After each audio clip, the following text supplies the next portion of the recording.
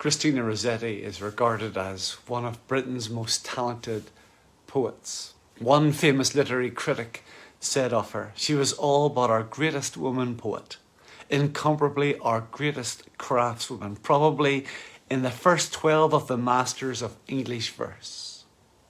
While it's likely that you don't know many of Christina Rossetti's poems, we know her best for the 2 Christmas songs we sing that she has written.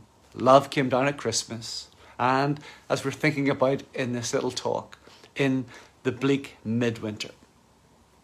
While its poetry may be beautiful, its meteorology is a little bit questionable.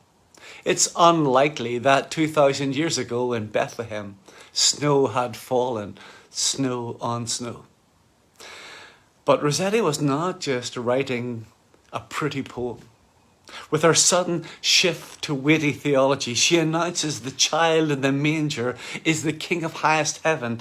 She portrays what is called the ineffability of God when she writes these words. Heaven cannot hold him, nor earth sustain.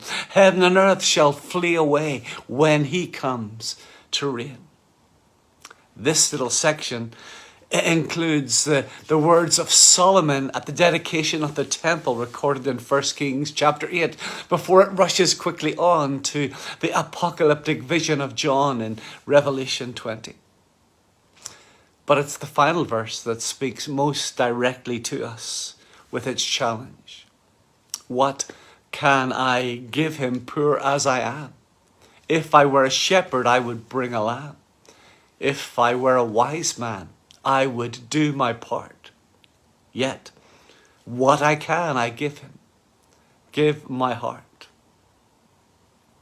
This verse turns our thoughts to the words of Matthew 22, verses 35 to 40. There we read, "And one of them, a lawyer, asked him a question to test him.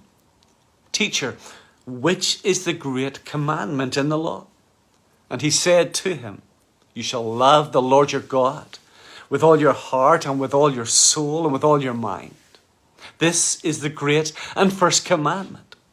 And the second is like it. You shall love your neighbor as yourself. On these 2 commandments depend all the law and the prophets.' Love the Lord your God with all your heart. What can I give him? Give him my heart." Christina didn't just write this, she lived this. Standing against the tide of the popular opinion of her day, she gave herself to many worthy causes. She opposed slavery in the southern United States. She campaigned against cruelty toward animals. And she spoke out against the exploitation of young girls being lured into the sex trade. She remained single all her life, having turned down a number of proposals for marriage from men who did not share her Christian faith. Our response to God's greatest gift must not simply be with lip service, but with our heart, which leads to God having all of us, our soul, our mind, our strength. All of life given over to the service of Christ the King and his kingdom, whatever the cost, because he has given us the greatest gift.